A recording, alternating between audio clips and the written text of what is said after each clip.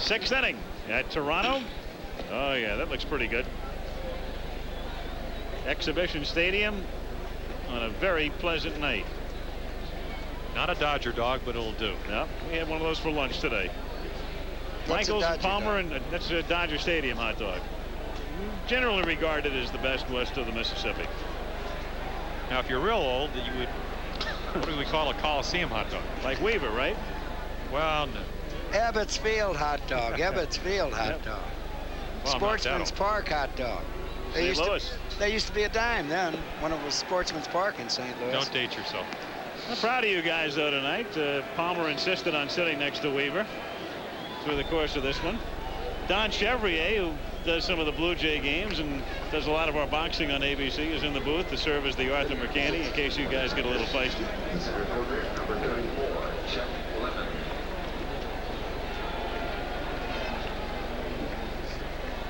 You'll be picking Earl up at the airport next week, I assume. Oh, no doubt. Chet Lemon in the sixth inning. Takes outside, ball one. 1-0. Well, That a boy, Jim. That a boy. grounded down to short. And Griffin throws him out, so there's one away here in the sixth inning. Next Monday night, well, the Tigers will be featured again for some of you. Detroit against the Yankees from Tiger Stadium, or the Texas Rangers taking on the California Angels on week 3 of Monday Night Baseball. Baylor, Kemp, and Winfield starting to get hot. So when they do, you know they're going to win some games. They want to keep Berra in there, don't they? They sure do. Fouled away. Some of the speculation in Toronto this week was that the Blue Jays ran into a Yankee buzzsaw because the Yankees were threatened with the reemergence of Billy Martin as the manager, and they wanted to keep Berra there. Well, I like the way Don Baylor said. He said, some of us are going to one out if Martin comes back. Not some players, but some of us. Oh, that's funny. 1-1. So things will be interesting, no doubt, as they always are when the Yankees come in next Monday. Grounded to the hole, and that's a base hit for Rupert Jones, his second of the game. And the batter will be Howard Johnson. And no doubt, of course, with Weaver there, when the Yankees are in town, the rumors will start that you're going to take over again, Earl. It's possible. What's possible that the rumors are going to take over, or that you may take over? No, just rumors. Oh, just rumors. I just want to know one thing. When you take over the Yankees, are you bringing Palmer back with you? Definitely. Okay. David Palmer? Which Palmer? Jim, not David. David's got his future ahead of him. Jim Palmer's going to get his 32 some way or another. I've heard that line before.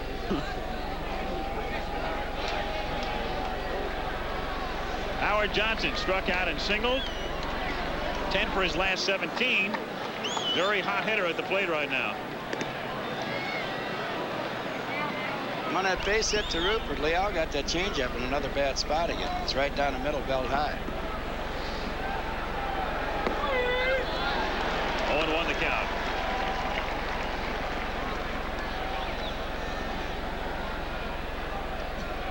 Kind of compare Rupert Jones. Really gives Sparky a lot of latitude late in ball games. Put him in there for defensive. He hasn't started the game because he is an outstanding defensive player. Similar to what Joe Albelli could do in Baltimore last year with Tito Landrum. Yes. Here's a guy that's a natural center fielder, but can play right field and left field, has a good throwing arm. Quite an addition. He can steal a base, too. 0-1 pitch. Slap foul, and the count on Johnson is 0-2. 5 runs, 8 hits, 1 error for the Tigers. 3 runs, 4 hits, and no errors for the Blue Jays. Detroit 7 games in front at the start of play tonight. However, with the left-handed getting back to stolen base, left-handed hitter up, first baseman Upshaw has to hold a runner on it, gives Johnson the hole to hit to into right field.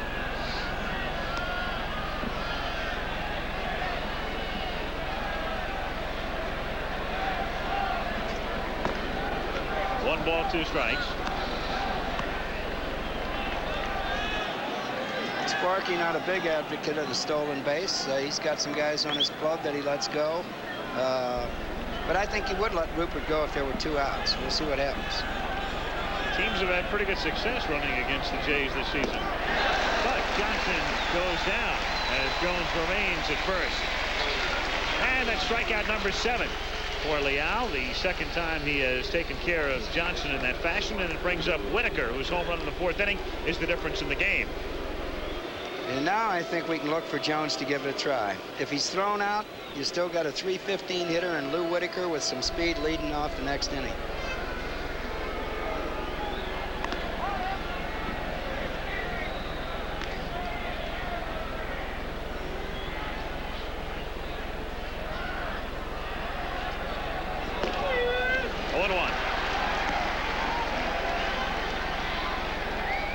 Leal's spotting that fastball pretty good right now.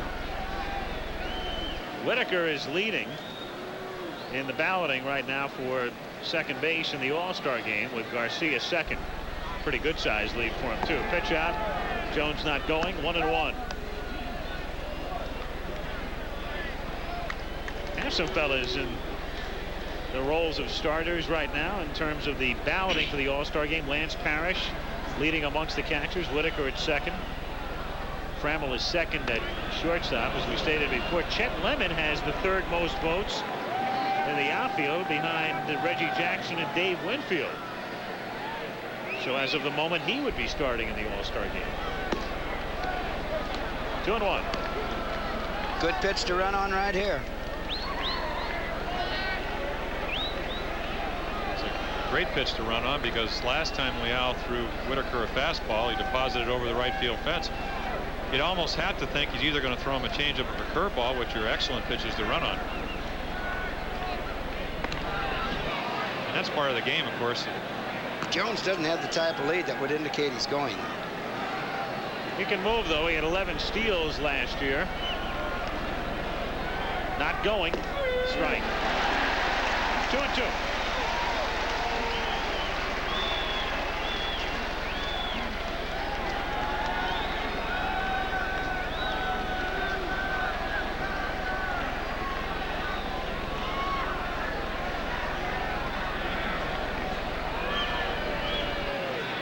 Two pitch to Whitaker. Ball 3. So now you know he's going. He's going now. Yeah. Right. You can state it emphatically. 3-2, 2 down. Well, Sparky might have thought that this Whitaker hit the home run last time up. Let him swing and go for 2 in place of 1. The Weaverian theory. Many runs at once. Fly ball, left field. Dave Collins will put this one away. Tigers are gone, and we'll go to the bottom of the 6th inning. Detroit leads Toronto 5-3 on Monday Night Baseball. Sounds like there's a bear in the beer. What are we going to do? I'll be right back. Where's he going? He's going to get that beer from that bear. That's not just a bear. That's a grizzly. Yeah, but that's not just a beer. That's fire brewed Stroh's. I thought we had 3 cases. Well, had to make a deal. Stroh's and Stroh Light, fire brewed for smoother taste. Tough Chevy trucks. Farmers know machinery. Our livelihood depends on it. We know trucks, too, because farmers buy more trucks than people in any other kind of business. And we own more Chevys than any other make. Farmers ask a lot of their trucks every day. And when it comes to tough trucks, like this 3/4-ton 4x4, farmers pick Chevys. And we can be mighty choosy. Tough. That's today's Chevy truck. A new design in radial tires is rolling your way from Goodyear. Say hello to Vector. Well, howdy, Vector. I've never seen tread like that before. Goodyear's new Vector has a unique tread. Crisscross curves. What are they for? Traction. All-season traction in snow and rain. Just what we need around here, Vector! Plus outstanding mileage down the road. Say hello to the new design in radial tires. Hiya, Vector! I'm Norm Schachter! Vector, the new radial design from Goodyear. Doesn't take long for Sid Mondry to make his Tiger debut. He flew into Toronto today. He had been with San Diego. And let's see, the Padres were home this weekend against Cincinnati, so he's gone the equivalent of coast to coast, as he gets set here in the bottom of the 6th inning to face Willie Upshaw. Willie Aikens is due up next, but with the lefty now working, Bobby Cox goes to Cliff Johnson as his DH, so Johnson will bat for Aikens next. Outside, Upshaw, 1 ball, no strikes to count. Sid Manji, no stranger. He's been with California, Cleveland, Philadelphia, San Diego. And now Detroit becomes his 5th big league club, and he's greeted with a single into right center field, and maybe more as Upshaw takes a very wide turn and then holds as the throw comes in. Nice move by Lemon to get over there. He covers a lot of ground and hold Upshaw to 1. Here's the play. Fastball outside. Upshaw goes right with it. And Chet Lemon shows why he got so many votes for the Gold Glove last year. He got over there in a hurry and took a double away from Upshaw just as sure as anything. Clifford Johnson, 279 average, 5 homers, 20 runs batted in. What a difference he made last year. Johnson bothered with a leg problem, injuring his leg yesterday in a slide at New York. In his 2nd year now with Toronto, really solidified things here last year. Hit 22 home runs, and Sparky Anderson is going to go to the mound. When Sparky moves that slowly, it normally indicates he's going to go to his bullpen. Trammell bought some time. He came in between pitches. There is Willis. Carl Willis is not only a rookie who was called up last week, but a guy who was picked in the free agent draft last June. So he's been a pro for only a year. And Anderson buying that time and going to the bullpen. So Willis will come in to face Johnson here in the bottom of the 6th inning. Detroit on top 5-3. We'll be right back. 17 hours. That's how long it took us to paint this house with the brush. Then we painted it in just 6.5 hours with the Wagner Power Painter. This wicker chair took over an hour, but less than 5 minutes with a Wagner Power Painter. A shutter that took 20 minutes, a Power Painter finished in only 3. It's a tool so versatile, it has a flexible spray tip and a way to draw paint right from a can. A Wagner Power Painter. It's the right tool for painting. IBM presents You Make the Call. On a grounded to short, the runner on 3rd base gets caught in a rundown. Eventually, he heads back to 3rd, only to find a runner from 2nd base already there. Which one of the runners is out? You make the call. In these modern times, even the best manager needs help to succeed. For when pressure builds, it becomes harder to keep things rolling without losing control and falling behind. A manager could use the IBM personal computer for smoother scheduling and greater productivity. It can help a manager become a big wheel in the company. The IBM personal computer at a store near you. The runner from 3rd base is entitled to go back there if he chooses, even if someone else is already there. So if you said the runner from 2nd base was out, then you made the right call. Jim Lampley in New York. Down in San Diego, the Braves are trying to move to within a half game of San Diego. But the Padres led 3-2 into the top of the 6th when, with Dale Murphy on base, Brad Commons connected off of Mark Thurman for the 2-run shot, which gave Atlanta a 4-3 lead. They're now in the 7th at 4-3. And let's go back to Toronto and Al Michaels. All right, Jim, and here Carl Willis in the pitch. Willis was with Evansville, and in 22 games there, he was 4-0 with 9 saves. He was drafted on the 23rd round by the Tigers last year. So you talk about all the publicity given these first rounders. Here's a guy on round 23 and in the big leagues a year later, facing Cliff Johnson as he drives Upshaw back to 1st.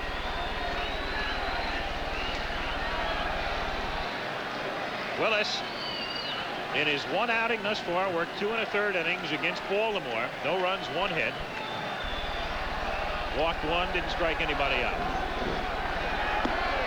Strike here, 0-1. Threw that pitch hard. And Big Cliff Johnson, who ordinarily plays just against left-handers, really doesn't mind batting against right-handers. Cliff's a good hitter. He was the Blue Jays' predominant designated hitter last year. Of course, Willis would like to have him hit a ground ball here. He has a good sinker ball. And Cliff is not particularly fast. 18 pinch homers. Sharing the league, the major league record with Jerry Lynch, most in a career.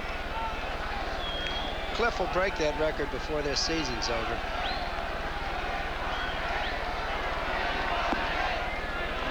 And the count, 1 ball, 1 strike. Sid Monge facing just the one batter, and Sparky Anderson, after the move had been made, comes in. Of course, Anderson still has his 2 top relievers in the pen, and they're a lefty and a righty, the lefty being Willie Hernandez and the righty being Aurelio Lopez. He gets the ground ball, does Willis. He goes to Whitaker for 1. Back to first, scooped out by Evans for a 1-4-3 double play. And what I like most about that play is the way the rookie took his time. Ball's hit right back to him. A lot of pitchers will panic here and throw the ball before the second baseman or shortstop gets there. You'll see he gets himself set and makes a real good throw right at second base. A lot of poise for a rookie. And Darrell Evans digs it out for the DP. So 2 down, and up comes George Bell, grounded out, struck out. Bell batting .337. Willis, 6'3", 210-pounder, born in Danville, Virginia, lives in Yanceyville, North Carolina. He was originally selected by the Giants in June of '82, but didn't sign. Little squibber up the third baseline, foul ball. Interesting parallel there. Dave Rozema was drafted originally by the Giants in '74, didn't sign. Tigers picked Rozema a year later, and he signed with Detroit, has been with them throughout his career. And Willis bypasses a chance to sign with San Francisco, gets picked on the 23rd round, and not often do you see a fellow get picked that low and make it to the bigs in 1 year. Not often. And Candlestick might have something to do with some free agents, high school, college around the country, not signing with that ball club. You betcha.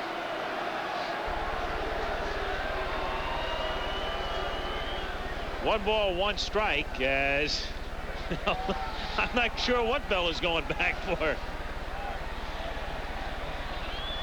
As we await his return, I can tell you that this ABC Sports exclusive is being brought to you by Stroh's and Stroh's Light, fire brewed for smooth taste. So George Bell, with the count 1 ball and 1 strike, goes back up the runway.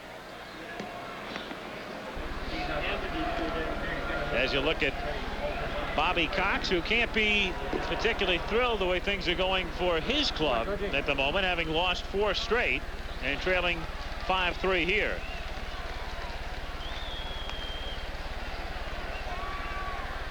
Had to be an equipment problem.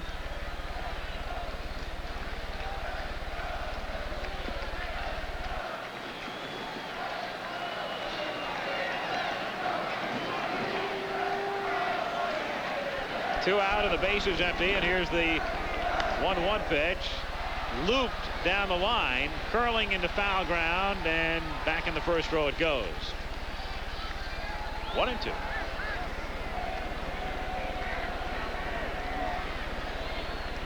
Darrell Evans. It's funny, Evans opted for free agency, couldn't get together with the Giants in terms of a new contract. He told me he was worried. He's in his late 30s, worried about being selected at all in the re-entry draft. And then all of a sudden he gets a call from his agent, and he says, sit down. He said, I got something to tell you. More clubs picked you than anybody else.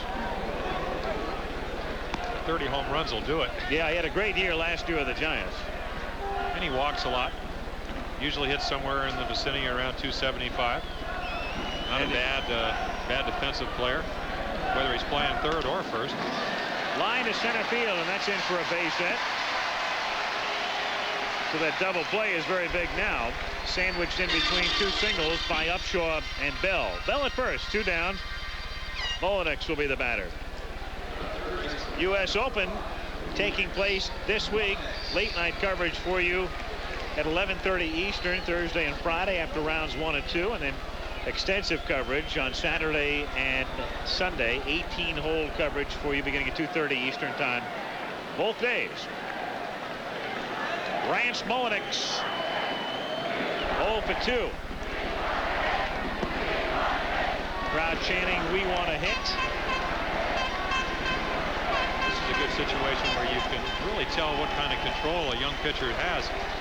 You have the first base hole with Bell being held on by Evans over at first, and can he make that pitch low and away? Runner goes, pitches a strike. Parrish's throw is a bullet that is knocked out of Trammell's glove. And Bell gets up, and Bell goes to third. And that's almost a replay of what we had last week when the ball got knocked out of Trammell's glove.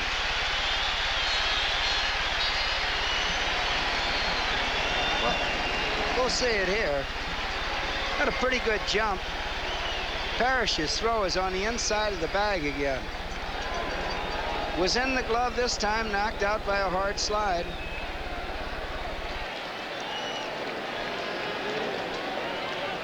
Get it from another angle.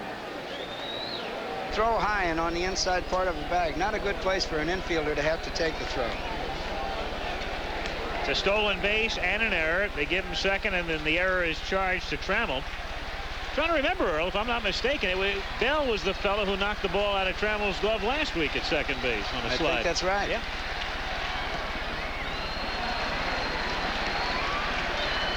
2 balls and 1 strike to count. Again, we go back to clutch hitting. Collins delivered earlier. For them to get back into the game, need a base hit by Mulliniks here. And he pops it up. Shallow left field. Jones coming over. And Rupert puts it away to retire the side. No runs, 2 hits, an error, and a man left on. On to the 7th we go. There's the score. It's Detroit 5, Toronto 3. Sturlum! Do you know how I can get this big package to Seattle overnight? Gee, I don't know, Feamer. Let's go up and bounce it off Boomer. Gosh, I don't know, fellas. Let's go up and run it by Rizzo. Let's parade this past Pooperman. Let's waltz it by Wempus. Let's dance it by Dolt. If more people knew Federal Express handles great big packages, even up to 125 pounds, it sure would save everybody a whole lot of trouble. Hey, guys, I'm back. Catch anything, Riley? Yeah, caught this granddaddy of a fish. But when I got him in the boat, he says, "I'll give you 3 wishes if you throw me back." A talking fish? Well, it was hot. I was thirsty, so I wished for a nice, cold Stroh's beer. And there it was. Tasted so good, I wished for another one. 2 wishes, 2 Strohs. And what'd you do with the 3rd wish? Hey, did I forget my friends? Strohs and Stroh Light, fire brewed for smoother taste. Oh,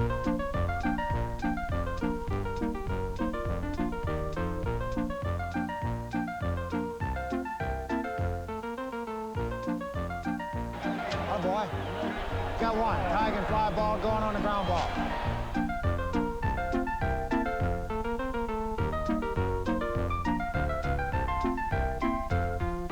Make your Father's Day. Take him out to a ball game. Baseball fever. Catch it. The preceding message was furnished by Major League Baseball.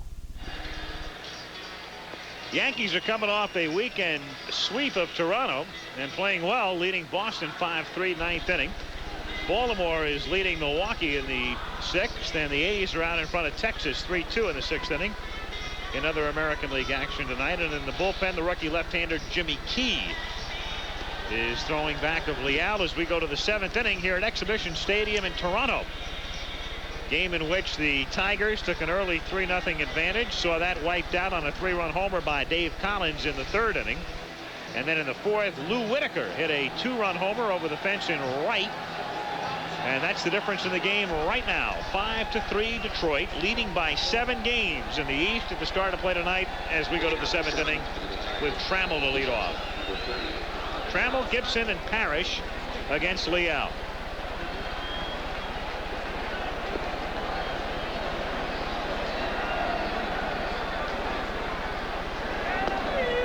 That's not why they call it Exhibition Stadium.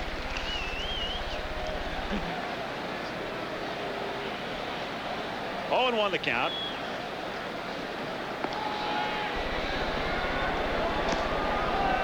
One and one.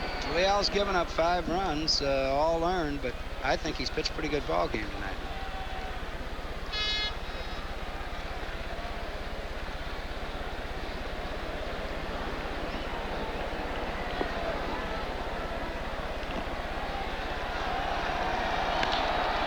Liner, and that one gets by Griffin. Trammell has a base hit. That's his second of the night. So he came in hitting .346, and that's up a couple of points.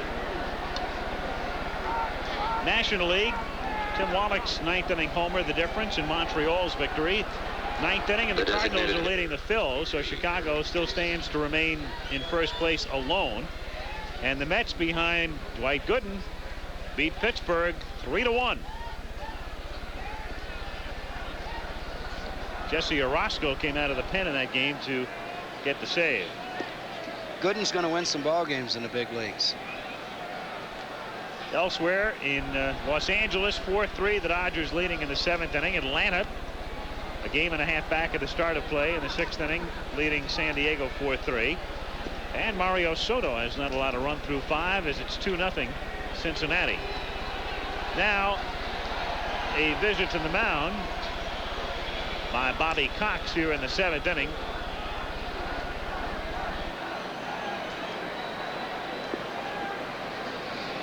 With Parrish, a right-handed batter, due up.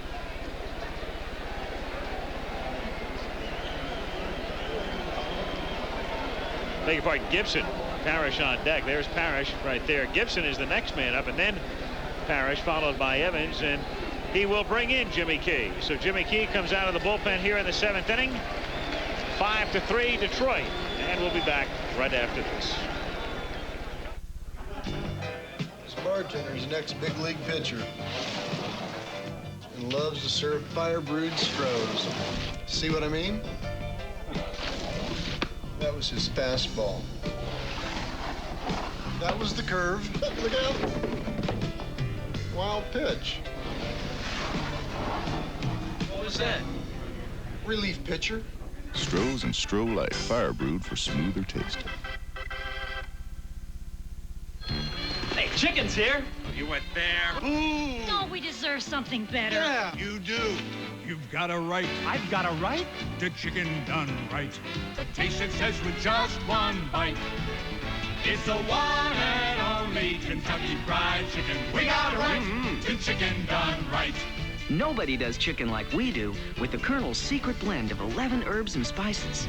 Kentucky Fried Chicken, they do chicken right. It's Sears' sizzling summer automotive sale. Get the power of Sears 60 battery, now just $49.99. Heavy-duty radial tune shocks, now $9.99 each. 2-ton floor jacks at half price. And Sears' tough new SuperGuard response radials, now with introductory savings from 20 to 30%. At Sears, we're installing confidence day and night. There's more for your life at Sears.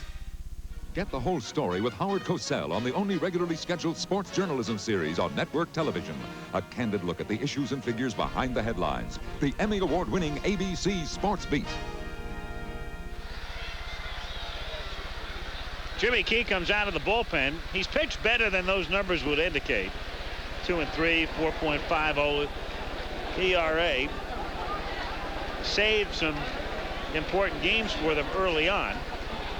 And Bobby Cox has not been averse to using him in important situations. He faces Kirk Gibson here, and a good move to first base, but they don't get him. Somehow, some way, Trammell avoids getting picked off. It looked like he was dead. Excellent move for a young fella. Throw was just on a little bit on the wrong side of the bagger. He was out. 5-3, Detroit leading. Breaking pitch missing away. Jimmy Key from Alabama. Born and raised in Huntsville. Key, 23 years old. Split last year, 6-5 at Knoxville AA, 4-8 in AAA at Syracuse. That time he had Trammell going back to the bag at first base, and the count is 1-1. Of course, adds another dimension to the Blue Jays bullpen. They really didn't have a left-hander to come in key situations. I would think, though, Earl, that Bobby Cox, of course, in this situation, when you're already down 5-3, you want to bring in a left-hander that may keep Trammell, who's an excellent base runner, from stealing a base. It's going to help. And also, I was thinking that Gibson might be sacrificing or bunting for a base hit in a situation like this.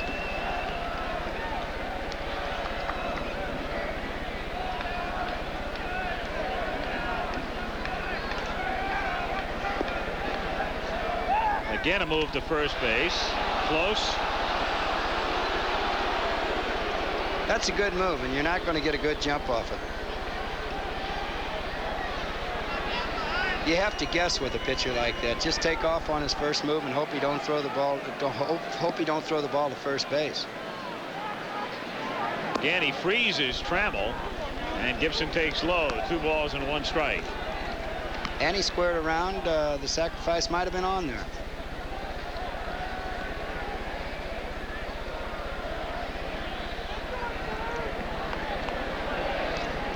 Gibson can run so fast that if he gets down a good bunt, even squaring around, he's got a chance to beat it out. Lays it down, fielded by Key, throws, just does get him. Gibson really flying down the line. Gibson upset about the call made by Jerry Neudecker at first base. They just do get him. It was so close. He squared around from a stop position. He just about beats that ball out on a sacrifice. Another angle, and still you can't tell whether he's safe or out. Gibson thought he was safe. Jerry Neudecker thought he was out. Very close to being a tie, with Trammell advancing to second. So Gibson at least does not spend a time at bat, as he gets credit for a sacrifice. He also has a sacrifice fly tonight, and Parrish is the batter, who's 1 for 3. Lance hitting .272, 7 homers, 35 runs batted in, and they'll walk him intentionally and get to the left-hand batting Evans. In the third period, the Gunslingers are still leading Pittsburgh 14-3.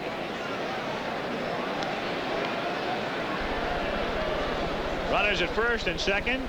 Sparky Anderson took over the Tigers in 1979. You know, we were talking with some of the Tigers in the clubhouse before the game, and Sparky is a big hero in Detroit right now, and a man that everybody loves, and who is now in the process of sending Barbaro Garbe up to bat for Evans. But some of the players will remember 2 or 3 years ago, and that town was not very enamored with the old Sparkaroo. Well, it takes time. You need longevity in a town so that you teach not only your own ball players, but the ball players in the system how to play ball the way you want it played. 35-5, of course, will make you a hero anywhere. That paid off. Barbaro Garbe coming up. Cuban refugee. He was part of that Freedom Flotilla in 1980. Has had a stormy past in terms of baseball. There was some question as to some situations that he became involved with in terms of fixing games in Cuba, which came to light when he was playing in the minors. He's been exonerated. Tigers felt that he had a chance. Sparky at one point was talking about him in the same breath as being an up-and-coming Clemente type, Roberto Clemente type. But he's the kind of guy who obviously can hit, and Sparky's going to use him at least temporarily in spot roles against left-handed pitchers. Well, the scouts must have thought that he could hit, because it's very seldom a fellow of his age gets a chance just to be signed in the minor leagues. 1 ball, no strikes the count. Takes a strike on the inside corner. 1-1. And that doesn't mean that he's old. It just means that it's very seldom you'll sign a player at 26, 27 years old and give him his first start in professional baseball in the United States.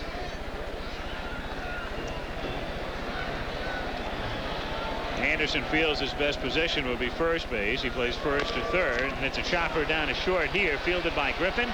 Shovels to Garcia. That's all they'll get as they get the force out. And Trammell now advances to third with Garbe at first, and with 2 down, Johnny Grubb will be called back. And again, the Tigers will go to the bench, and Rusty Kuntz will come up to hit. Here's a guy that was very close to being out of baseball, and it's interesting that he's coming up as a pinch hitter here because his reputation has been as a defensive player, and in a major league career in which he's been up and down several times. Was with the White Sox for a while, but here's a guy who comes up hitting .408, 20 for 49, and doing the job with runners on base. Well, he's just off to a fantastic start. Another situation ball player. Naturally, you're not going to hit 500 with men in scoring position all year, but he's done it up to this point. Maybe who can say that he wouldn't all year? Well, again, as you said, a role player, if you can get him up there in the right situation, and he's always hit left-handed pitching well, especially the ball out over the plate. He's a very tough out. You can get him up there in the right situation, which Sparky obviously has done, and he can deliver. Maybe that's how you start out 43 and 14. 2 on, 2 out. Takes low, ball 1. Rusty Kuntz up and down with the White Sox since 1979. Then went to Minnesota last year in an off-season deal. Detroit sent Larry Patchnick to Minnesota to get Kuntz. 1-0 pitch to him, found away. They're trying to duplicate the wave here in Toronto, but the fans don't go all the way around the park like they do in most stadiums. Yep. There we go. We're going to start seeing that everywhere now. I don't know whether that's good or bad. That's a pretty good wave right there.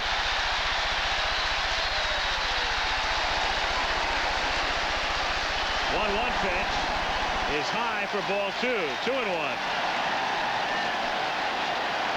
Really, the only better wave I've seen is the guy sitting next to me.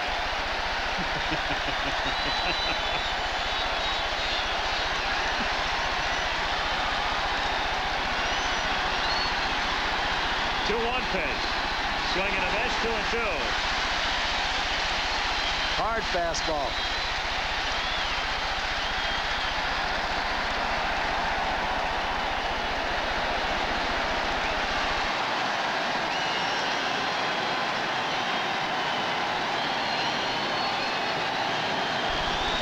Waves keep rolling in as Kuntz on a hand swing strikes out swinging.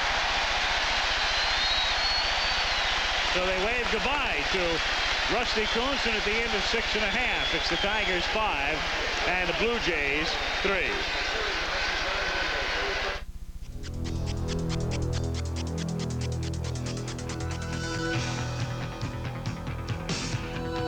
The first thing you learn as a professional photographer is don't take chances.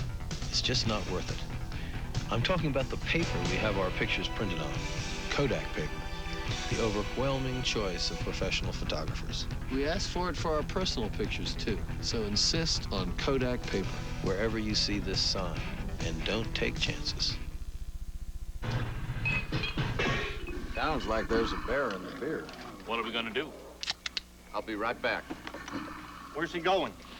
He's going to get that beer from that bear. That's not just a bear. That's a grizzly. Yeah. But that's not just a beer.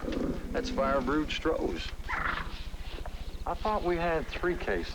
Well, had to make a deal. Strohs and Stroh Light, fire brewed for smoother taste.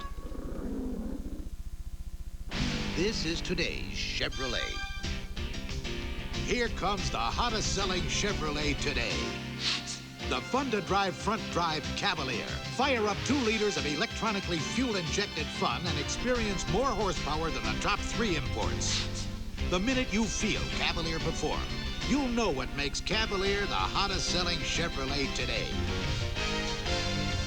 A winner. That's today's Chevrolet. For the Tigers, the two men who pinch hit stay in the game. Rusty Kuntz goes in to play right field, taking Johnny Grubb's spot, and Barbaro Garbe stays in the game at first base. He batted for Evans. In the bullpen, that's Jim Gott, spot starter for Toronto. Started 6 games and appeared in relief in 3 others who was throwing. As we go to the bottom half of the 7th inning. Ernie Witt with a single and a double.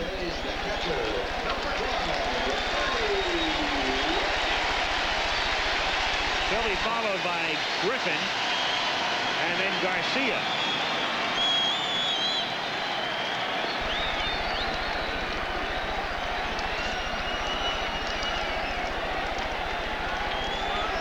The rookie Carl Willis on the mound for Detroit.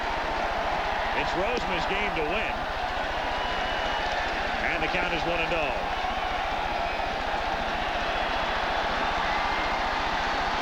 And again, the wave starts at Exhibition Stadium. So the crowd here has a new toy. Foul back.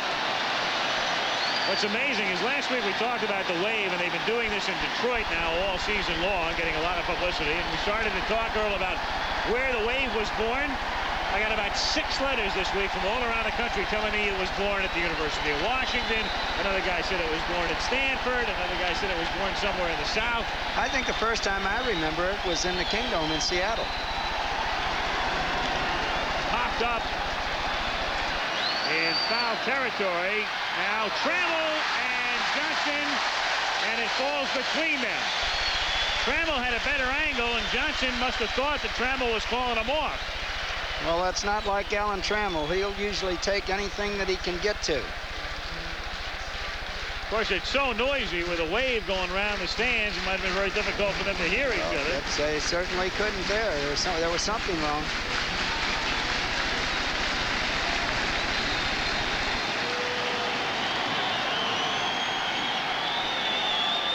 They do make a lot of noise up here. I know I pitched early in May here. And they have some hecklers. Not only do they make loud noise, but they have some fans that can really get on you. Seemed like they used to not care. Used to be pretty reserved here. 2-2 pitch. Hit sharply on a hop to Trammell, and he throws him out. Well, they used to be reserved here for good reason. The team would always finish last. Wasn't very much to get excited about. And then last year, all of a sudden, not only did they escape the cellar, but they were in the race almost all season. Well, the one night that they got 19 runs in 3 1/3 innings off of us, and I had used 5 or 6 pitchers, I was on my way back to the dugout, and they were all over me, and I hollered at them to be quiet, and they were. So that's... They eventually got 24. They might have felt sorry for me. Griffin on a swinging bunt. 0-1 the count.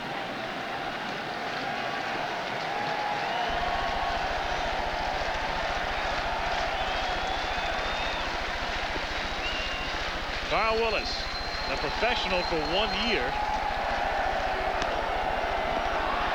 as Griffin fouled it away, and the count is 0-2. I can see why they've made a short reliever out of him. He basically is a fastball slider pitcher. And those type of pitchers have trouble if you start them in second and third time around. Left-handed hitters kind of get to you, kind of like Doyle Alexander was until he came up with an excellent changeup for Toronto. Bobby Cox. The chopper, that is a fair ball. A fine play by Johnson, but the throw is too late. Well, just over the bag at third, and Griffin legging it aboard safely. So an infield single as we look at it again. Ball's not hit good. 2-hopper, an outstanding play by Johnson. Great play behind third base. A Brooks Robinson job, and he's got most anybody on the ball club except one of the speedsters. Get it from another angle here. He came 4 or 5 steps and got something on that throw. Would have been an outstanding play if it was a slower runner who hit it. Now Damaso Garcia.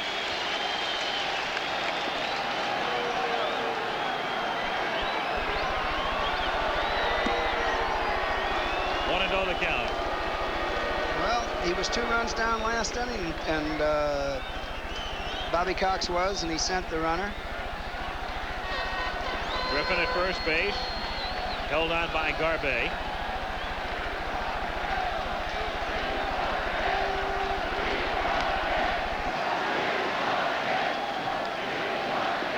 Again, you see them coming inside on Garcia. It's just the safest place to pitch him. A lot of times with hitters, you worry about them turning on a ball and maybe in this situation tying up a game with a home run. Garcia likes the ball out over the plate. If you stay inside, he's not going to hit the ball with any authority.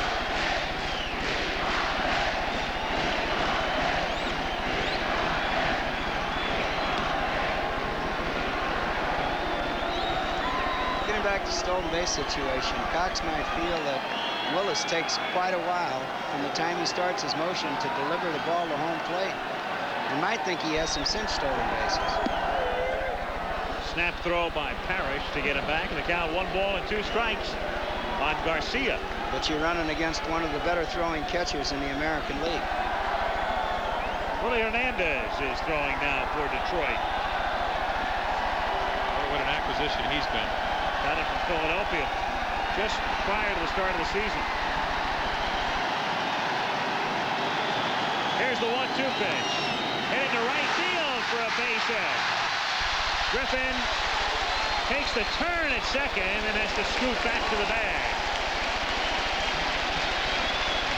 So runners at first and second now in the 7th inning. And the switch hitter, Dave Collins, coming to the plate with Hernandez throwing in the bullpen. Collins has accounted for all of the Blue Jays scoring tonight with a 3-run homer in the 3rd.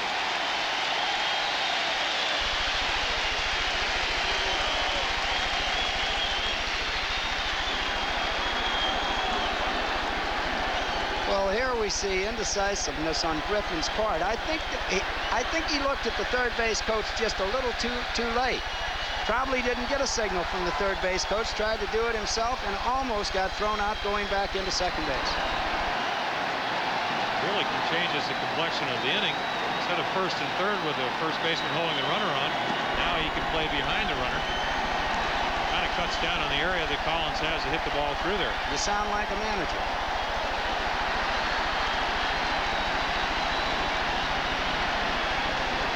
One of the reasons right now that Sparky might not go to the left-hander is because of Collins' batting average against the hitting right-hander. And sharply, great play by Trammell to Whitaker for 1. That's all they'll get. But a fine play by Trammell off the AstroTurf as that ball just picks up speed, and Trammell stays with it. The force knocking him down, and he's still able to make the play. An excellent play. Stayed with the ball all the way. Hard hit. Short hop. Had to go right down with the ball. Did the right thing. Made sure he got 1. So runners at first and third, and I think Sparky may have seen enough with Mosby, the left-handed batter, coming up. That'll do it for Willis. And we'll be taking a look at Hernandez coming into pitch here in the bottom of the 7th inning with runners at first and third and 2 down. Sparky buys an extra moment to give Hernandez a couple of warm-up tosses in the bullpen, a couple of more. Now he's on his way in, and it's Detroit leading Toronto 5-3 in the bottom of the 7th.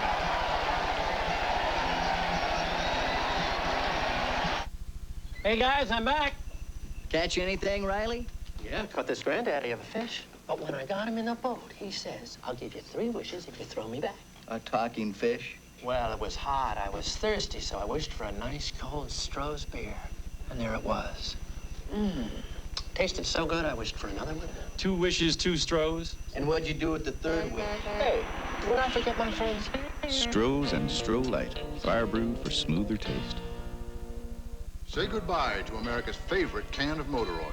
That Quaker State quality America has trusted for over 70 years now comes exclusively in this unique, easy-to-pour plastic bottle, made to cost you nothing extra. So long, Spouts. See you, dirty hands. Goodbye, oily rags. No more leaky cans. Get Quaker State's pen-grade protection and no mess. Easy to open, pour, and reseal. Today, you need an oil this good in a package this good. All the way. Support the home team all the way. Now you can give Olympic gold and silver because for the first time, the U.S. Treasury is issuing Olympic commemorative coins. They're beautiful gifts or keepsakes, and the precious metal you buy could help win Olympic medals. Be part of the dream today. Support the home team all the way home. At many banks, coin dealers find stores, savings and loans, and post offices. Bottom of the 7th inning, Hernandez pitching. Willie has excelled in these types of situations. 2 out. He has runners at first and third here. Tying runners at first base. Runner at third, Griffin, who hesitated earlier, otherwise he could have scored. Collins is at first base. And the batter is Mosley. Had Griffin been at third when Trammell made the stop and turned it into a force, Jays would have had a run right now. So Hernandez faces Mosby, who's hit the ball to the outfield 3 times tonight. He's 0 for 3, and he takes high ball 1. Willie Hernandez in his 28th game, 28 out of Detroit's 58, so he's worked at almost half. And he's tied with Dan Quisenberry of Kansas City for most appearances.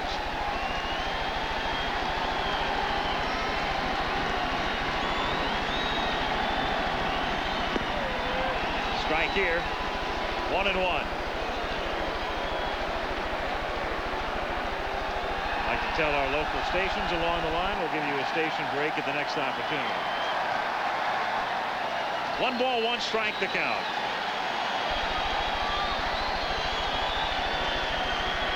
Go to first base. Nice stop by Garvey. Well, there's a chance that Collins could be running in this situation.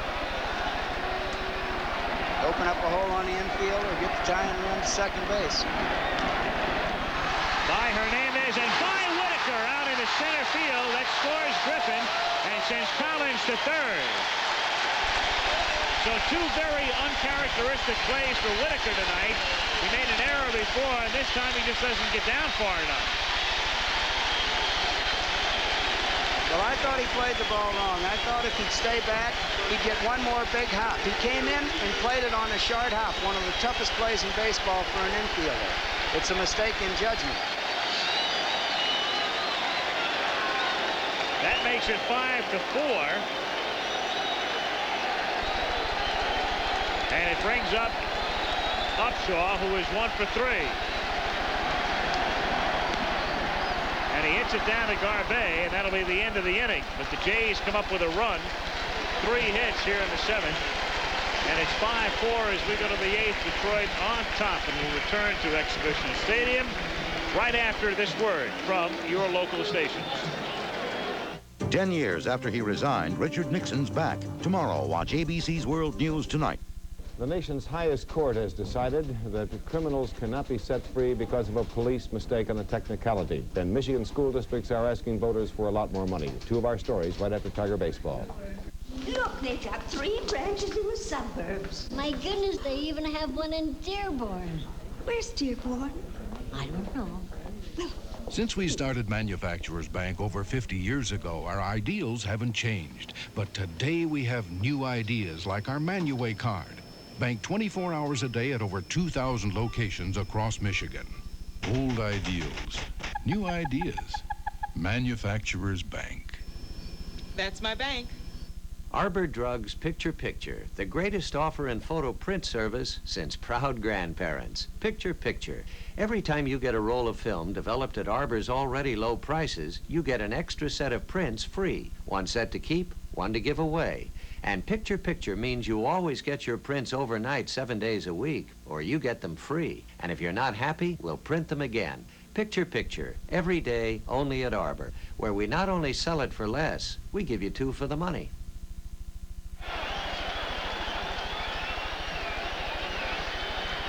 On Wide World of Sports, a week from Saturday, from San Juan, Puerto Rico, Edwin Rosario, who's the WBC lightweight champion, will defend his crown against Howard Davis, who is the only gold medalist on our '76 Olympic team yet to win a professional title. He'll have his hands full against Rosario, plus a report on the U.S. Olympic track and field trials. That's Wide World a week from this Saturday.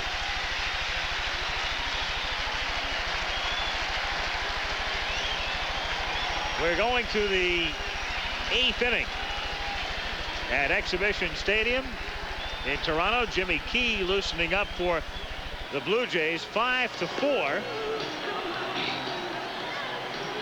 Tigers are on top as we go to the 8th inning. First of a 3-game series. This telecast is presented by authority of Major League Baseball and may not be reproduced or retransmitted in any form without the express written consent of Major League Baseball. Hitting off the 8th for the Tigers is fielder number 34, Chet Lemon, and then Rupert Jones and Howard Johnson are the men due up here in the 8th inning. There's a fellow who has climbed the foul pole in right field, which is the reason for the delay, and not worthy of anybody's attention at this point. As they continue on, the pitch taken low, ball 1. 1-0 the count. The game in Boston now tied 6-6, 9th inning. Baltimore leading, and Texas has taken the lead from Oakland in the 7th.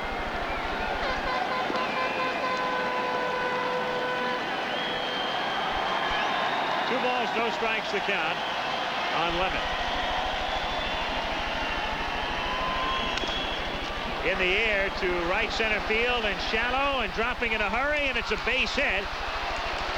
And it's Moore as Lemon winds up going to second. So the outfielders tonight all night long, even with the twilight early on, and now you don't have the twilight to blame or even empty seats back of the plate, getting late breaks on everything that's leaving the bat. Dennis Lamp, the ace of the bullpen for Toronto, the free agent acquisition, is throwing in the Toronto pen back of Jimmy Key. Wow, one of the hardest plays for an outfielder to make is when the ball's hit off the end of the bat. Mosby's in deep left center. Bell's in deep right field because Lemon does have power, and they take a full swing. They might take a step back or that slight hesitation, as you said, and the ball falls in. Well, he broke the bat on that swing too, so it's not going to go as far as it looks like it might with the type of cut he took. Larry Herndon will pinch hit now for Rupert Jones.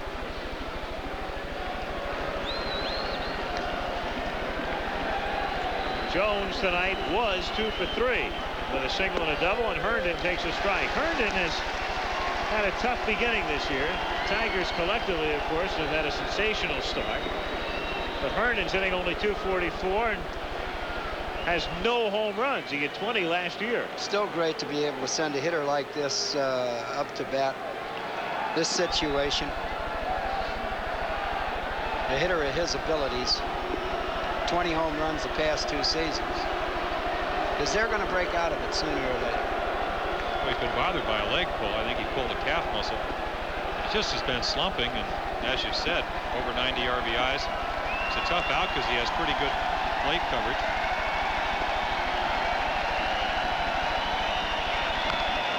Chopper to the left side, surrounded by Griffin, who still is in the dirt. Dugout, runner going to third. Throw is not in time. So Lemon alertly is able to advance once the ball left Griffin's hand. Lemon's a type of fellow when he was at Chicago, didn't mind taking those type of chances, but when he was over there, he was thrown out more times than not every time he gambled. Little maturity, and he's becoming just a little bit smarter. Here's the play. Griffin had a fire at the first. The ball was in the dirt, but Lemon would have made it anyway because he left right at the right time. First out of the inning with Lemon now at third. Well, Chet Lemon's one of those players that has great speed but not great base running instinct. He's a lot like Alfredo Griffin. Can go from first to third, can score on singles from second base, but when it comes to stealing bases, doesn't have the great instincts. And right there, you saw him outrun the ball. That was a gamble. Howard Johnson, the switch hitting third baseman, comes up right-handed for the first time tonight. Only 7 at-bats, but 3 for 7. His gamble forced the infield to play in. Tigers leading by 1 as he fouls it away, and the count is 0-1. Chet Lemon at third, 1 out, 8th inning. Tigers leading 5-4.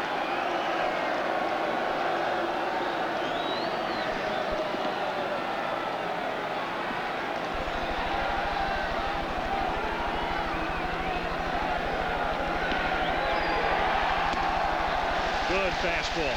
0-2. You know, Sparky said he was going to let him stay in there. Johnson against some left-handed pitching. Big opportunity for him right now.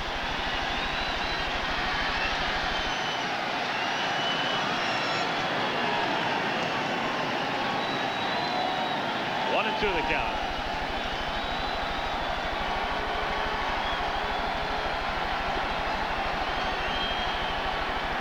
Johnson, a few times he had an opportunity to get the man in. Been successful 2/3 of the time. Of course, that's a misleading graphic. You don't know if it was in a game where it was 8-0 or in a situation like here where you have the infield in. It's a lot harder to do it here than it is when they're giving you a run because you got a 6 or 7 run lead and it's late in the ball game. Sure. Also, the league average is pretty high too.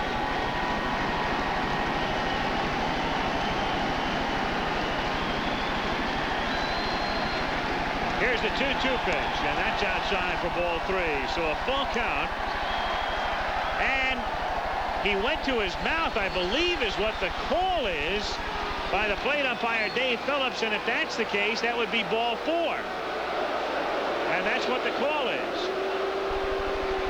So the count would have been 3-2, but he went to his mouth while he was on the mound. I believe that is what Phillips indicated. And that makes it ball 4. That's definitely the rule. It looks like Bobby Cox is telling him he was that far off of the dirt onto the turf. Well, I've always felt that's a silly rule because what it does, it makes the umpire's job a lot easier, but it sometimes can affect the ball game like this. If you're an umpire and a guy's throwing a spitball, which is obviously the reason that you have that rule, you can know it. But most umpires don't either have the, I guess, the ability or the guts to call it. And just seems like a senseless rule. Senseless rule, but the umpires have to enforce the rules. So it's a walk. And there the Cardinals defeat Philadelphia. We already told you about the other 2 games. Montreal a winner and the Mets a winner. 9th inning, Giants batting, trailing LA, and San Diego came back to beat Atlanta 5-4. 2.5 game lead now for the Padres in the National West. Here is Whitaker with runners at first and third, infield looking for the double play, and 1 out. Tough man to double up too. No balls, 1 strike the count.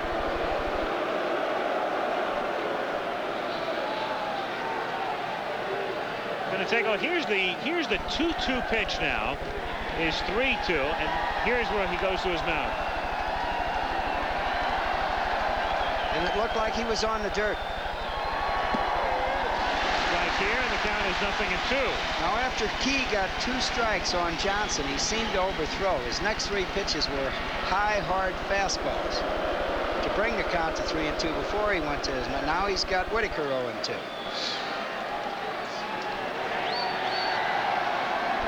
Trammell up next. And Whitaker takes up and in.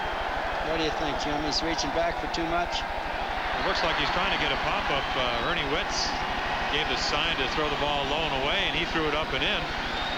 But again, we're talking about a guy that's only been in the major leagues first year. It's a meaningful game. Well, that's exactly what I mean. Now Bobby's trying to tell him, look, you just got 2 strikes, natural motion. Don't try to get too much for that 3rd strike. But As you said, as a pitcher, you know if you throw the ground ball, it's still tough to get that double play. You don't want to give up another run, so you're trying for the strikeout. Well, he's going through his motion right there. He may have injured himself, and they're going to let him take a warm-up pitch or two. I think Phillips will count that as a trip because Cox never went to the home plate umpire to ask permission to go to the mound. And when I say a trip, you're only allowed one trip to the mound with the pitcher that's on there. The second trip you have to remove. Phillips is saying it's no trip.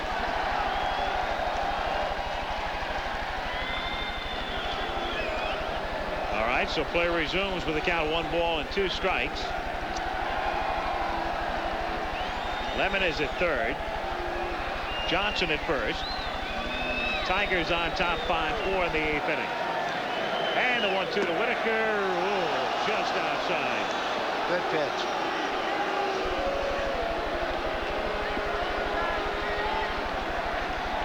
See it again. Nice easy motion that time. It was a little high. Probably outside also. 2-2 on the way. Struck him out.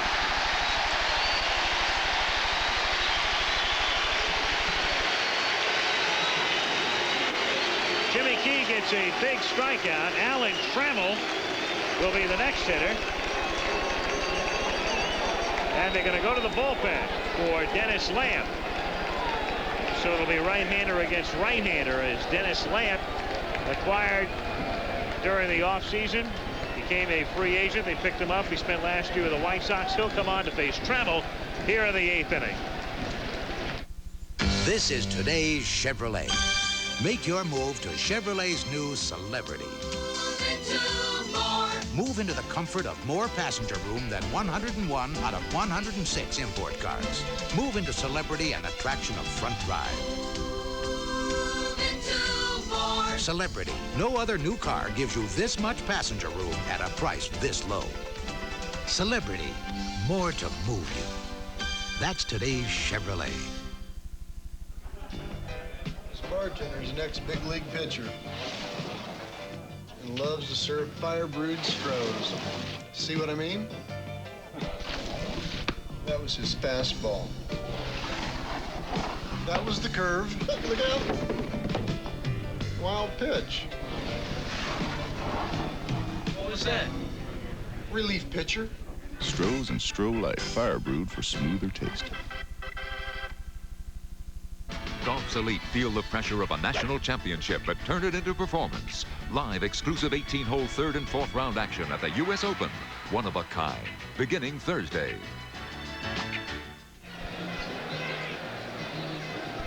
One of the problems the Blue Jays had last year was with their bullpen. Hurt them down the stretch after they'd stayed in the race until the end of August. So what they needed to do in the offseason was go out and either trade for or find somehow a dependable short man, and they opted to go for Dennis Lamp, who was a free agent after spending 3 years with the Cubs and 3 years with the White Sox.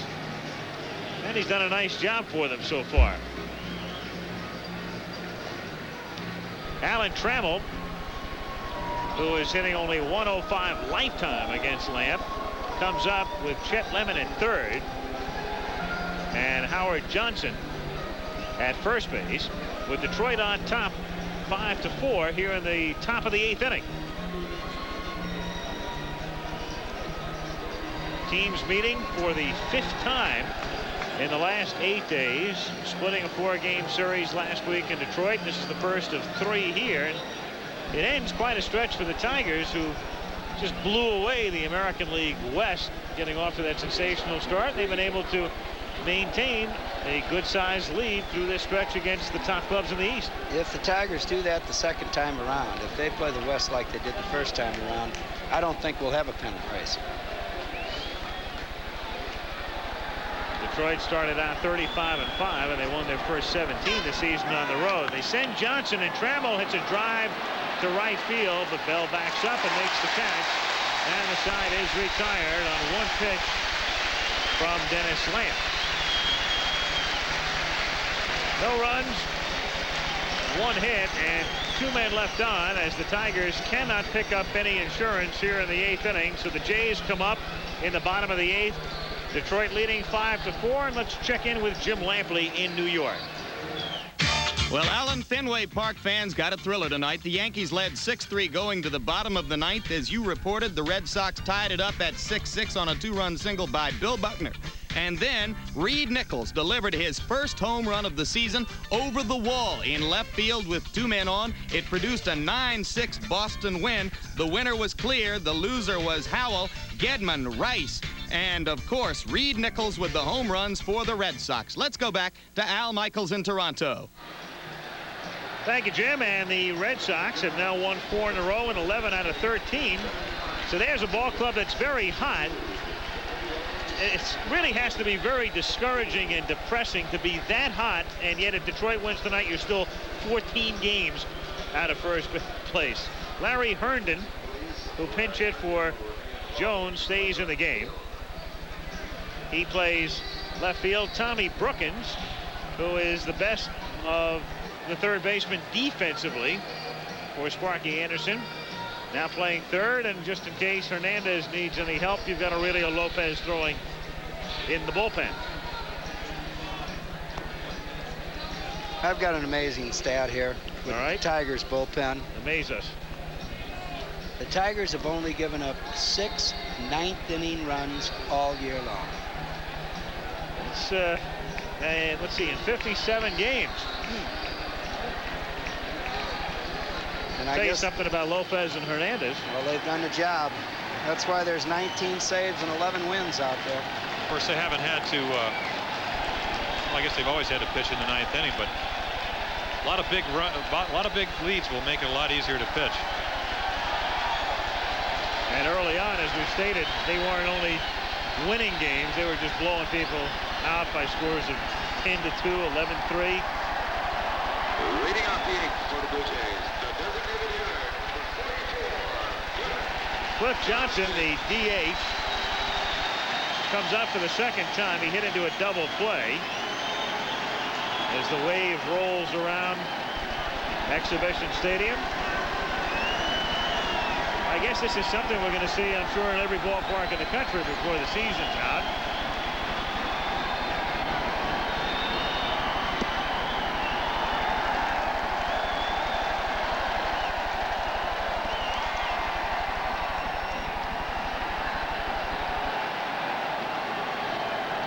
Next chance, we'll give our local stations another opportunity for a station break.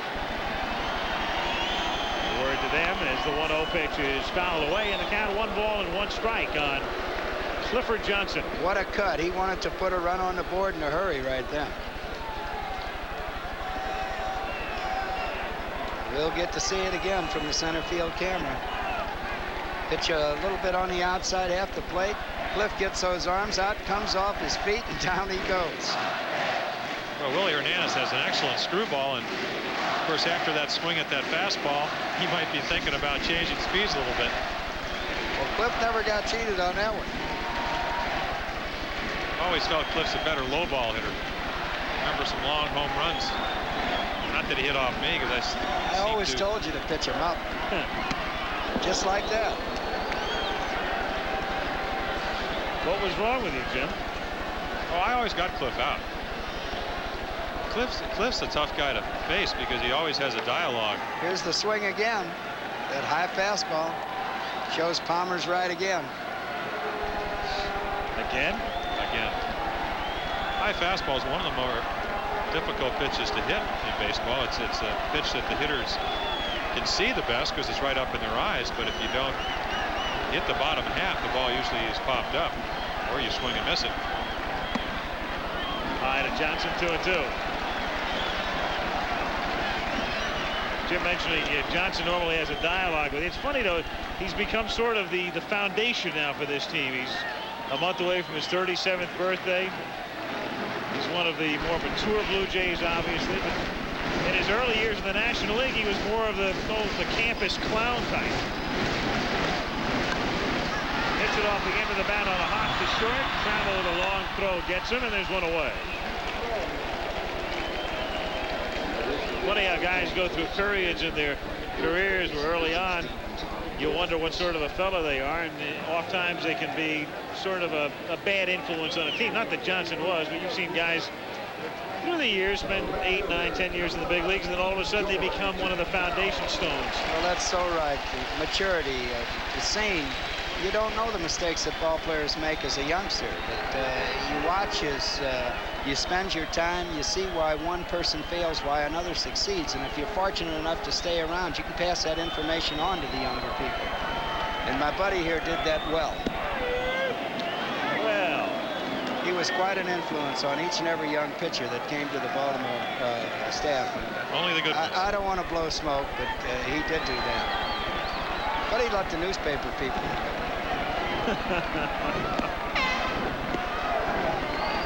Storm Davis loves him, doesn't he? I believe he does. Well, I love Storm Davis. I was telling some of the Toronto hitters, I said, Storm gives me a lot of credit. I said, it's kind of easy when a guy's got a 95-mile-per-hour fastball. I just tell him to throw it up high and tight, low and away, and then throw your breaking ball over. All the things that Earl told me. Bell fouls back the next pitch, and the count is 1-2.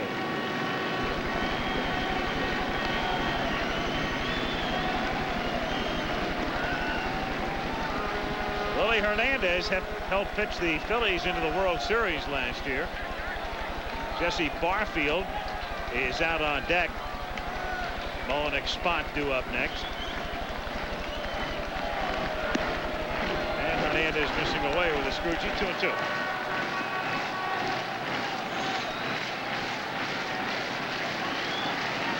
What makes Willie Hernandez successful is that he can run the count to 2-2, and just like he did on Cliff Johnson, and then throw that good screwball. There's a lot of confidence in his breaking ball, and there it is again. Right there. And that was a good one.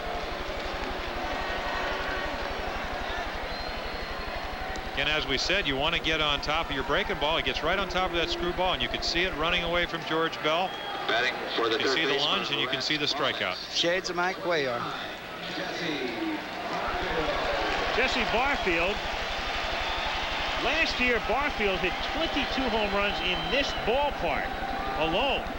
This year, he's being platooned. Part of the reason, as we stated before, was that Dave Collins has been so hot. They've got Bell and Mosby in the lineup every day, and they platoon Collins and Barfield. Here's a fellow that they think can develop into a star.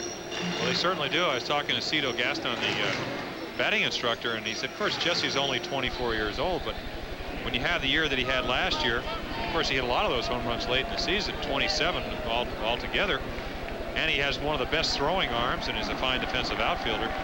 You'd like to see a guy like this play every day, but as you said, Dave Collins has come along and it gives him another dimension. A lot of speed in left field. Well, we saw the graphic. 22 home runs here and 207 at-bats. And he was going for one right there. That's one every 9.4 at-bats for Barfield, which means about a home run every 2 games. At home. Up high. 1 ball and 1 strike. Actually closer to about every 2.5 games. They respect him because Trammell and Parrish both went out on the mound to give Hernandez, who's new in the league, a little tip as to how to pitch him. 5-4. Detroit on top in the 8th. Got the inside corner to Barfield's chagrin. 1-2. The pitch was probably a little bit inside, but then again, Lance Parrish, who's catching for Detroit, sets up inside. He gives a good target. And the pitcher sometimes hit that. You get maybe a pitch that's 2 or 3 inches inside. Called a strike.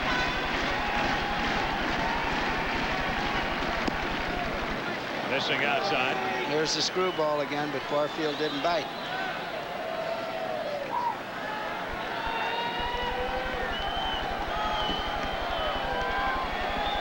Count is 2-2.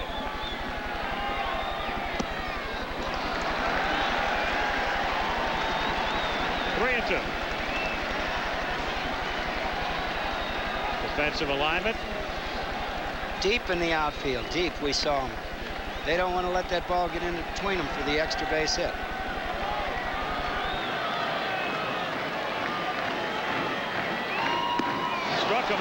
screwball. And it's a 1-2-3 inning. So the Blue Jays are gone here in the 8th. It is still Detroit 5, Toronto 4 as we go to the 9th. And we'll return to Exhibition Stadium after this word from our local stations. Sunday, Richard Dreyfuss is a private eye tackling his toughest case, the big fix.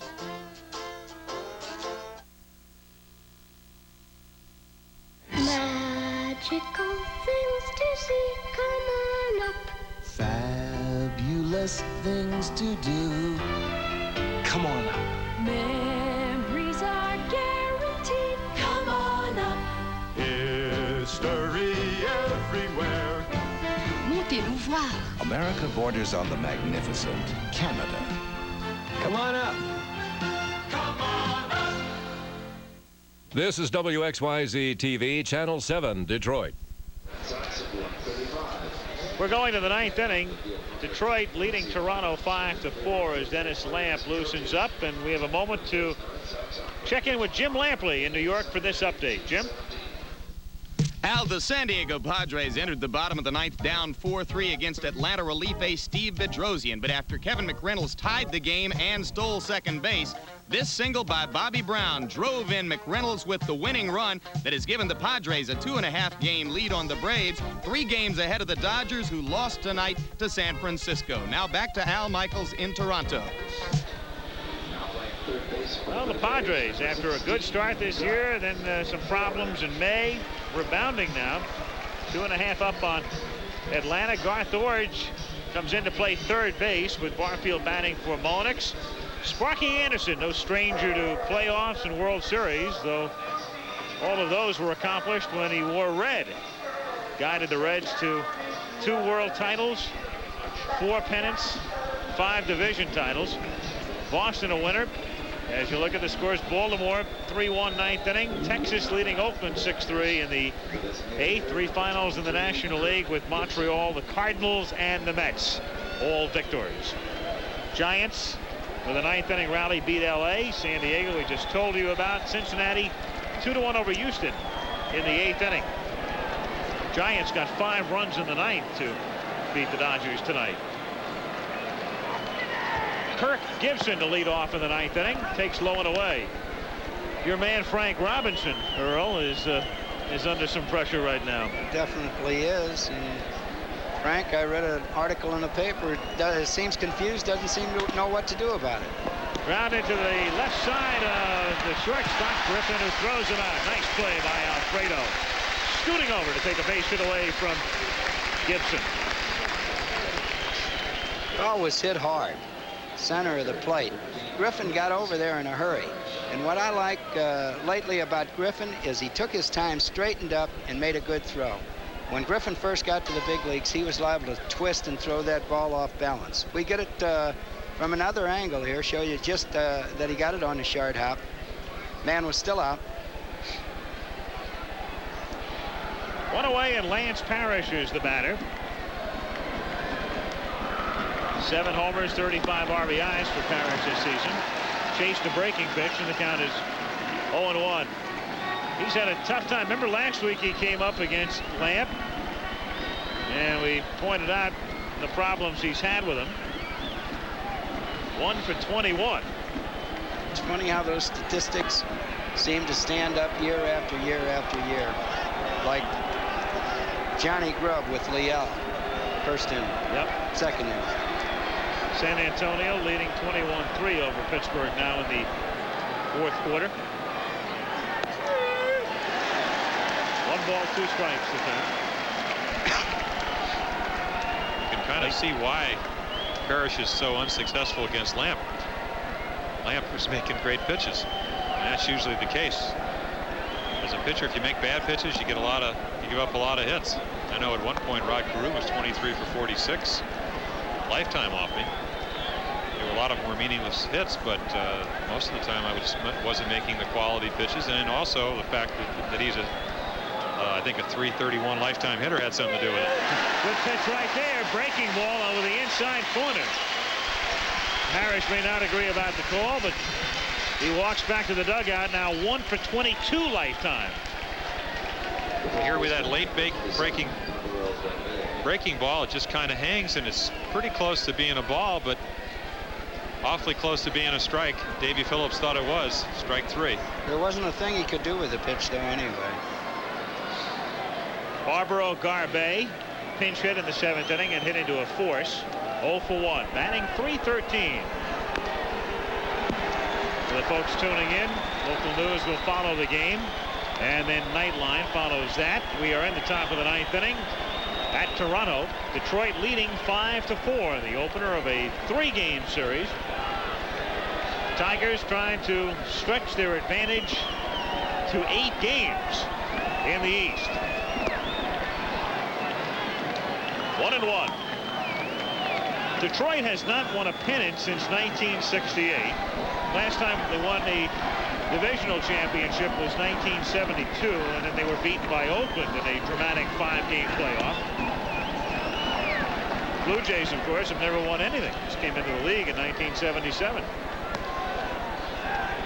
So some hungry fans in both towns. A lot hungrier in Detroit, though, because they go all the way back to the turn of the century. And as we say, it's been 16 years since that team has been to the World Series. 2-2 the count. I think as a player, it's always Detroit's always been a great baseball town to go there as a player. Of course, they had some great lineups. Northrup and Kaline and Cash and Horton. Gates Brown, who's a hitting instructor for the Tigers. And it's a baseball park. It's a pure baseball stadium. That's what I love about it. It's foul outside. Well, you never pitched there. That's why you love Tiger Stadium. From a fan's perspective, unless you're back of a pole there, it's a great place to watch a game. The wave.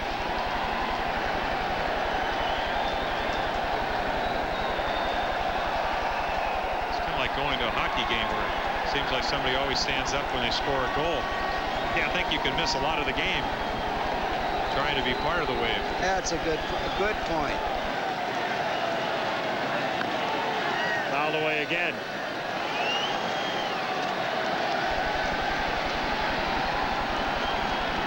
But all the fans want to be part of the game.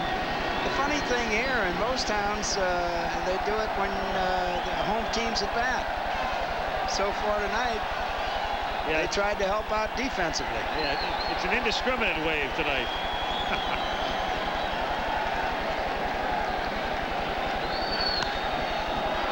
Popped up, foul ground, back out of play. Count stays 2 balls, 2 strikes.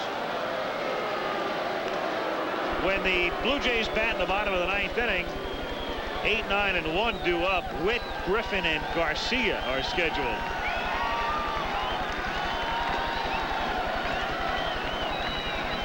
With Hernandez in there, Witt, a left-handed batter, will probably go to the bench. Buck Martinez, in fact, was on deck in the bottom of the 8th inning. And down goes Garbe here. So Lamp does his job, sets down the 4 men he faces, keeps the Jays right in the game. And there are the men due up, and as we go to the bottom of the 9th inning at Exhibition Stadium with the Tigers in first place in the East and leading here 5-4 over Toronto. There we were in no man's land when the moving truck died in the sun and the sand. So since it seemed we'd be a while, we set up house and we waited in style. And we waited, and we waited, and we waited. Now I know Ryder and some newer. They're tougher, they're strong, and driving a bargain sure didn't pay. So next time I'll think this way, it's Ryder or it's wrong. When you buy a new car, you want to keep it looking new. And that's easy with Armor All Protectant. A scientific formula that took a polymer chemist 10 years to develop. It helps keep rubber, vinyl, leather, and plastic looking new. So even though you can't keep your car from getting old, you can keep it from looking old. Armor All. It's science, but it works like magic. Sail the high seas between Newport, Rhode Island and Bermuda with actor Sam Jones. Here he joins the crew of the Intuition for a thrilling first-hand look at open ocean racing on the American Sportsman Sunday. And this ABC Sports exclusive is being brought to you by Chevrolet, with the performance, the style, the innovation, the quality, and the value that make up today's Chevrolet. And by Stroh's and Stroh Light, fire brewed for smooth taste. We're going to the bottom of the ninth inning, and Tony Fernandez will pinch hit. Buck Martinez had been out on deck when the eighth inning ended, but they opt for Fernandez to try to get a man on base here in the ninth inning. Well, another reason for the switch is if you had Buck Martinez, who is not fast afoot, get on base, a pinch runner would be in order. You need some speed. So they're hoping that Fernandez can get on. They can't pinch run for Buck Martinez. If he had let off and got on, they couldn't pinch run for him because he'd be their catcher defensively.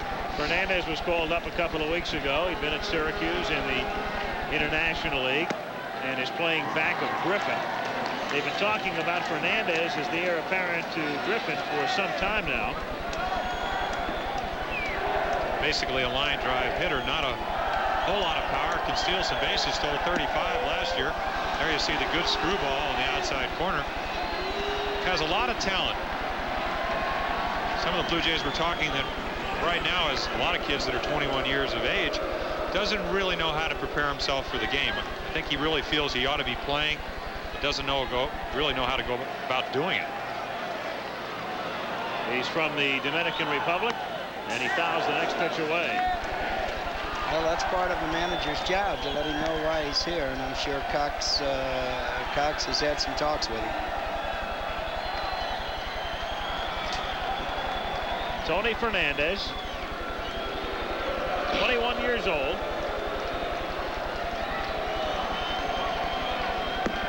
Lays off the pitch that just misses outside, and the count is 2-2. Bobby Cox will see Griffin come up next. Get on there, Tony. Then Garcia.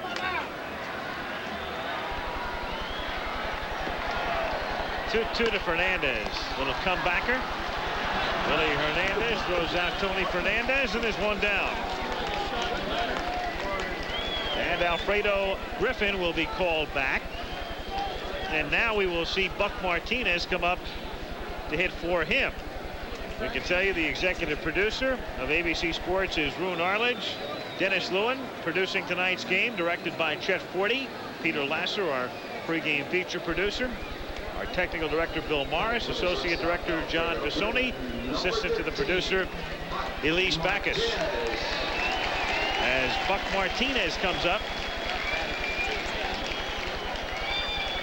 Martinez, without a home run this season, and batting just .210. Early pointed out in the pregame show that he and Witt provided a lot of power last year. I talked to him about it during batting practice, and he is very disappointed. But his words were that he got off to a slow start before and doesn't like playing in the cold weather, and it can get pretty cold up here. And he's expecting to bust loose any time. He thinks Witten himself can still come up with between 15 and 20 home runs for the season. He's hit 10 in each of the last 2 years. 0-1. Of course, Buck lost a lot of weight. He was never what you would call thin, but he dropped about 15 pounds. He said he felt a lot better, but he just, as you said, hasn't hit any home runs to it up till now.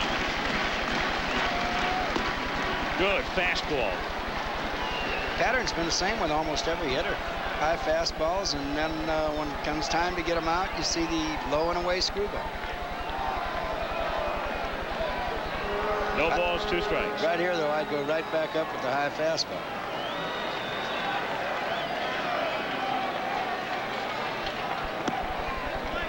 Wasted one away. Stayed with the pattern. Well, he's having success with it. I don't see why not. 1 out, bases empty, 5-4 Tigers. Detroit trying to move 8 games in front. 2-2.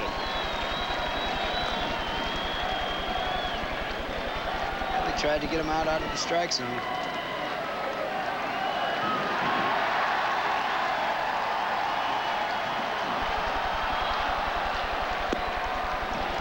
inside. Baltimore has won. They beat Milwaukee tonight 3-1. They would stay 11 back.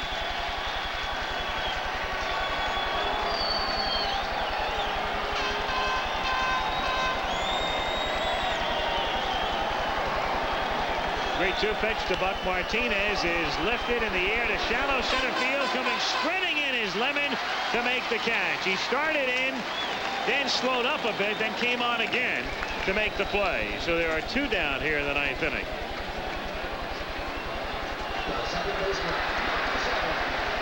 Here he comes. Lemon gets a real good jump on the ball. And his leg didn't look like it was bothering him there, because that was a pretty good play. 2 down with the bases empty, and Garcia, the batter. Blue Jays on the verge of their 5th consecutive loss. Tigers trying to make it 5 wins in their last 6 games and 7 of their last 9 after a brief sinking spell. Foul back. It's Roseman's game to win, and Leal, if it stays 5-4, would go down to defeat for the first time since last season. Hernandez trying to pick up his 10th save.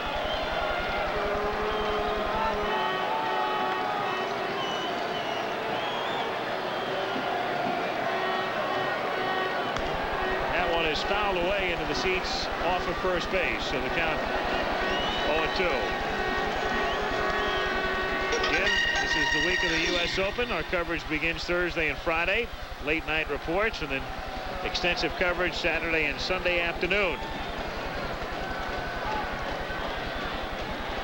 2:30 Saturday and Sunday Eastern time for the U.S. Open. Here's the 0-2 pitch to Garcia. Just low. 1-2. We'll see the Tigers again next week as they take on the Yankees. Some of you will see Texas against the Angels.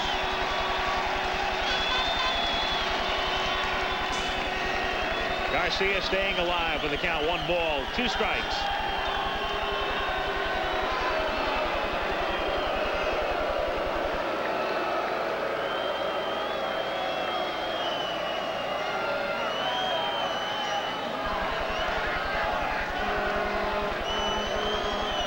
We've seen 2 real good ball games the past Monday night. Detroit and Toronto. Sparky's loved him. Cox hasn't been too happy about him. By the way, that 19-game 1-run winning streak for the Jays, they'd won 19 straight, is now going the other way. They're on the verge of losing their 3rd straight 1-run game. As the pitch is outside, they lost 2 to the Yankees over the weekend, and are 1 out away from going down to a 1-run loss here.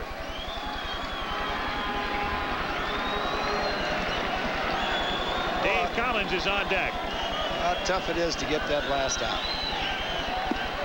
But he gets it, and the Tigers lead by 8.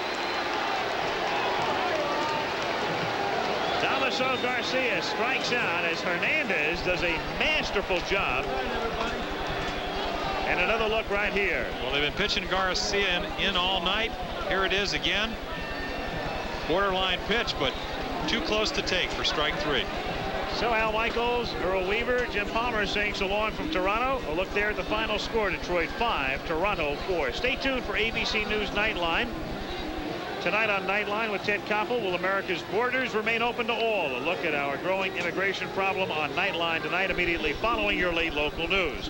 Travel arrangements made through and a promotional fee paid by United Airlines. United flies more people to Hawaii than any other airline. Nobody knows Hawaii like United. ABC's Monday Night Baseball has been a presentation of ABC Sports, recognized around the world as the leader in sports television. This year, the Olympic tradition continues. Tuesday. That is Biz Wilder. When a reporter goes out to catch a famous star, she could get burned. Hotel, then. Everything can be had for a price. The opium dens of China can be murder. Heart to heart. Tomorrow, all starting at 9, 8 Central and Mountain. Well, you saw it. The Tigers are now 8 in front of the Jays and 11 in front of the Baltimore Orioles. Clutch pitching by Hernandez and a great clutch hit tonight by that second baseman by the name of Whitaker. We'll have full details for you. Tonight, it looks like it's shaping up this way, that the problems plaguing that Midland nuclear power plant cannot be fixed, cannot be resolved, and the project, I guess, is going to be scrapped before the week is out. We'll have the story for you in just a moment. Diana?